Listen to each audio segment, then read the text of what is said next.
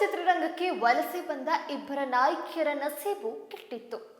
ಜೈಲು ಇಬ್ಬರನ್ನ ಕೈ ಬೀಸಿ ಕರೆದಿತ್ತು. ಆ ಇಬ್ಬರು ನಾಯಕಿಯರು ಬೇರೆ ಯಾರೂ ಅಲ್ಲ, ರಾಗಿಣಿ ದ್ವಿವೇದಿ ಮತ್ತು ಸಂಜನಾ ಗಲ್ರಾಣಿ. ಡ್ರಗ್ಸ್ ಪ್ರಕರಣದಲ್ಲಿ ಸಿಲುಕಿ ಹೆಚ್ಚು ಕಡಿಮೆ 140 ದಿನಗಳ ಕಾಲ ರಾಗಿಣಿ ಪಡಬಾರದ ಕಷ್ಟಪಟ್ಟರು. ಮನದೊಳಗೆ ಬಿಕ್ಕಿದರು. ತನ್ನದೇನು ತಪ್ಪಿಲ್ಲ, ಯಾವ ಡ್ರಗ್ಸ್ ಅನ್ನು ಕೂಡ ತಾವು ಸೇವಿಸಿಲ್ಲ ಎಂದು ಅಲವತ್ತುಕೊಂಡ್ರು. ಆದರೆ ರಾಗಿಣಿಯವರ ಈ ಮಾತುಗಳನ್ನು ಆಗ ಯಾರೆಂದರೆ ಯಾರೂ ಕೇಳಲಿಲ್ಲ.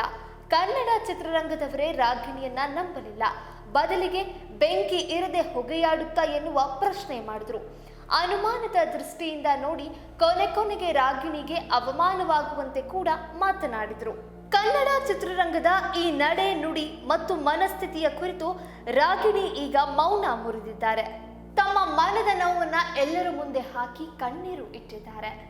ಎಸ್, ಕನ್ನಡ ಚಿತ್ರರಂಗಕ್ಕೆ ಹಲವಾರು ಬೇರೆ ರಾಜ್ಯದ ಚೆಲುವೆಯರು ವಲಸೆ ಬಂದಿದ್ದಾರೆ.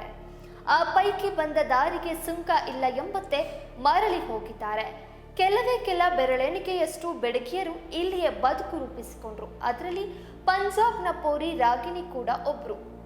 ಹೋಳಿ ಚಿತ್ರದ ಮೂಲಕ ಕನ್ನಡದಲ್ಲಿ ನಾಯಕಿಯಾಗಿ ವೃತ್ತಿ ಬದುಕು ಶುರು ಮಾಡಿದ ರಾಗಿಣಿ ಆ ನಂತರ ಕನ್ನಡದ ಸಾಕಷ್ಟು ಹೀರೋಗಳ ಜೊತೆ ತೆರೆ ಹಂಚಿಕೊಂಡಿದ್ದಾರೆ. ಕೆಂಪೇಗೌಡ, ಗೋಕುಲ, ಶಂಕರ್ IPS, ಆರಕ್ಷಕ, ಶಿವ, ಬಂಗಾರಿ ಹೀಗೆ ಕಮರ್ಷಿಯಲ್ ಚಿತ್ರಗಳಲ್ಲಿ ಅಭಿನಯಿಸುತ್ತಾನೆ. ಒಂದು ಕಾಲದಲ್ಲಿ ಮಾಲಾಶ್ರೀ ಅವರು ಮಾಡ್ತಾ ಇದ್ದ ಪಾತ್ರಗಳನ್ನ ತಮ್ಮದಾಗಿಸಿಕೊಂಡ ರಾಗಿಣಿ ಆ ನಂತರ ವೀರ ರಣಚಂಡಿ, ರಾಗಿಣಿ IPS ಮುಂತಾದ ಹೀರೋಯಿನ್ ಓರಿಯೆಂಟೆಡ್ ಚಿತ್ರಗಳಲ್ಲಿ ನಟಿಸಿದ್ದಾರೆ. ಇಂಥ ರಾಗಿಣಿ ಕನ್ನಡದ ಮನೆ ಮಗಳಾಗಿ 15 ವರ್ಷ ಸಂಪೂರ್ಣವಾಗಿದೆ.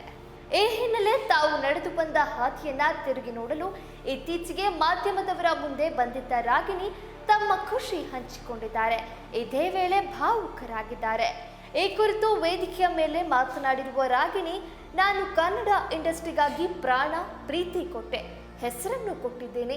ಬೇರೆ ಕಡೆ ಹೋದಾಗಲೂ ಸ್ಯಾಂಡಲ್ವುಡ್ ಇಂಡಸ್ಟ್ರಿಯನ್ನೇ ಪ್ರಮೋಟ್ ಮಾಡುತ್ತೇನೆ ಎಂದು ಹೇಳಿದ್ದಾರೆ. ನಾನು ಕನ್ನಡತಿಯಾಗಿಯೇ ಇರಲು ಇಚ್ಛಿಸುತ್ತೇನೆ. ಇದರ ಹೊರತಾಗಿಯೂ ಇಲ್ಲಿ ನನಗೆ ಪ್ರೀತಿ ಸಿಗುತ್ತಿಲ್ಲ.